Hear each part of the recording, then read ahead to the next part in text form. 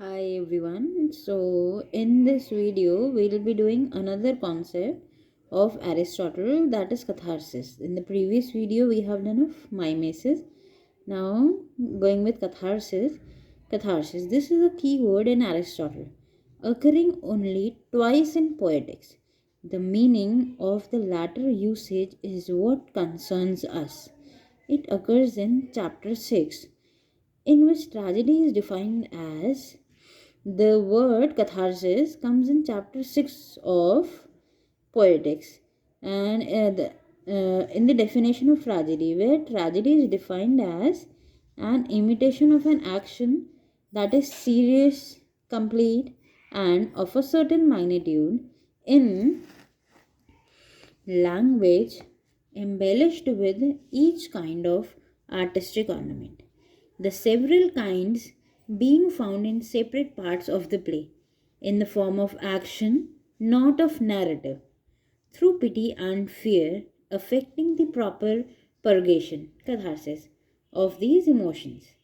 Aristotle's theory of catharsis may be considered to be his reply to Plato's charge against tragedy. Alright, that it deviates our emotions. So we can say, so what it is written here, that catharsis, it can consider Aristotle's reply to Plato's charge that tragedy deviates our emotions. The twin emotions of pity and fear or terror are dangerous and unhealthy. According to Plato, pity and terror constitute the twofold audience reaction to the sight of tragic suffering. Pity is aroused by the magnitude of the suffering undergone by the protagonist, and terror by the knowledge that tragic suffering and fate overtake one similar to us. Alright, pity, it's written here, is aroused by the magnitude of suffering. That means whatever we suffer, the sufferings we are going through, it arouses pity in us. And whereas, what is terror? Terror is the knowledge that we get from the pity. That is called terror. Terror, we have often seen, we get terror when we already know about something. And how do we know about something? That's because of pity, which arouses when we have sudden suffering. So, by the knowledge and tragic suffering and fate overtake one similar to us. This is the awareness that is brought home to us when we witness a tragedy. Pity and fear, terror, describe a process of moral and imaginative identification with the agent. When we come out of this involvement, we find ourselves inwardly transformed and feel a sense of release and serenity. Catharsis describes this process or experience. The meaning of the term has given room to a lot of discussion, out of which at least four may be highlighted. Therapeutic. So catharsis has given meaning, like we can take many meanings out of this.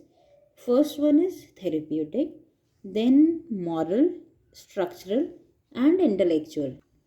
The therapeutic meaning, also called purgation, is akin to the homeopathic system of medicine that holds the view that the right cure for an illness is administering an agent similar to the disease.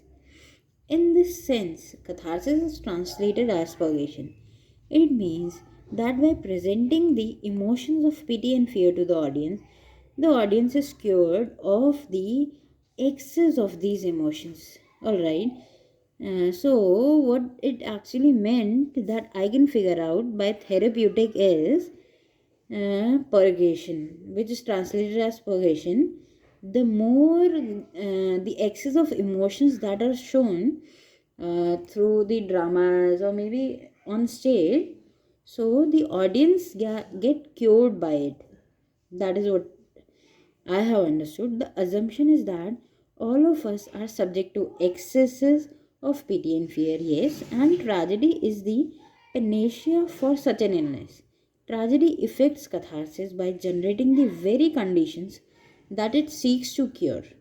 Aristotle cites the example of music. So, Aristotle, to explain this, gives the example of music. Those who are in a state of external agitation pass into a state of serenity on listening to exciting music. Similarly, spectators pass through purgation or emotional disturbance to emotional health or stability. Yes, that happens. As we all have experienced, now that meme or the news also went viral when Arijit said he is stepping back from retiring from playback singing. So many of us, through his music, we develop a different kind of emotion to it, which is sometimes disturbing also. So that is what example is given here. For music, both the states are explained, but many scholars cannot and do not accept this medical metaphor. The theory that Aristotle should have conceived of an art form merely as a system of cure. The moral interpretation is closely analogous to the therapeutic, only it renders the term as purification. The purpose of tragedy is to purify the emotions of the audience by disciplining it and refining it by removing the excesses. Understood as a religious metaphor, catharsis suggests the sense of purification. We normally shrink from scenes of violence and crime in real life or react to them with a feeling of horror and revulsion. It is paradoxical that we go to the theater to experience delight from the spectacle of suffering. That is true. We normally, when we see it on the road or sometimes in front of our eye, violence, then we react differently. But the same thing when we see in the theater, we already knew many movies we know which are based on that tragedy or crime, but we go there majorly to enjoy, to spend that free time.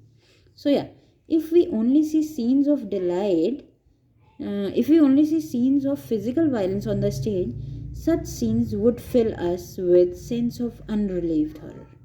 The element of external sufferings or the stage is but one part, and perhaps the least important part of the tragedy. True tragedy unfolds an inner process. It presents the protagonist in a state of clash at three levels: clash with oneself, with others, and with impersonal, inscrutable forces beyond one's control and knowledge. In this three dimensional conflict, the protagonist displays a certain dignity and probity. We see the person survive the epic struggle in moral or spiritual terms, though he or she may be physically or technically overpowered. The apparent destruction of virtue, goodness, and innocence strike terror. But ultimately, we realize that the good virtues and innocent people may be destroyed. But the values of goodness, virtue, and innocence remain sound and secure. The moral foundation may be, sorry, yeah, the moral foundation may be shaken, but it only becomes stronger and deeper. Our faith in the moral law suffers a temporary shock, only to be restored and fortified. It is this awareness that produces a feeling of subtle, indefinable joy or exultation and serenity for an audience. You can go through this by your own. The majorly what I have understood here is the concept of deconstruction. That is what I've figured it out. So yeah, we do not go to the theater only to be purged of our emotions. F.L. Lucas is reported to have remarked, the theater the theater is not a hospital. Yeah, exactly. That we have heard from many TV actors and content creators also. They are sometimes like, so you can just come and totally depend on us. That whatever we are saying, being the public figure, we won't be giving you the right direction always. So, yeah, tragedy goes much beyond a clinical or surgical function. It is productive of pleasure springing from spontaneous compassion for the protagonist who enters a larger, nobler world. Tragedy leads to an awakening, a new scale of value arises. In this sense, tragedy is lustratory in its influence, resulting in an enlargement of our spirit. The experience or end product of witnessing tragedy is similar to the joy and purification resulting from our participation in a ritual. Once again, many scholars find it hard to accept that Aristotle should have conceived of art as a moralizing agent. Structural interpreters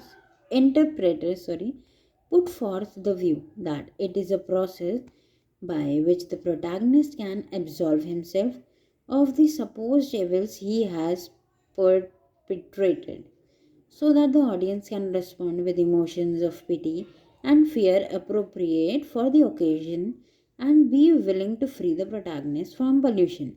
The intellectual interpretation builds up further by rendering this term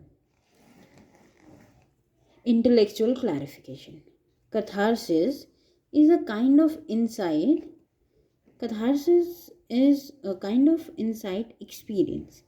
It is an aesthetic experience that consists in the perception of coherence, a totality of significance underlying a series of incidents.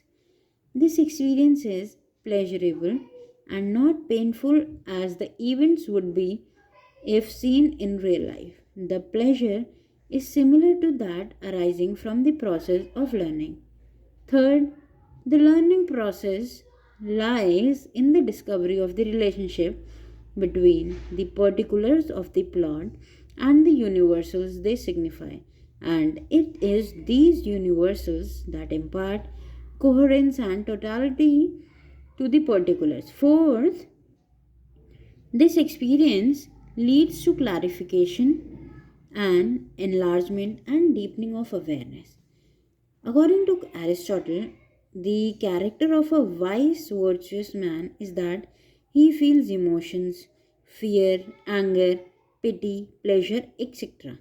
at the right time, with reference to the right people, the right object, with the right motive, and in the right way. This is the principle of moderation. Nothing should be in excess. Catharsis obeys and confronts to this principle.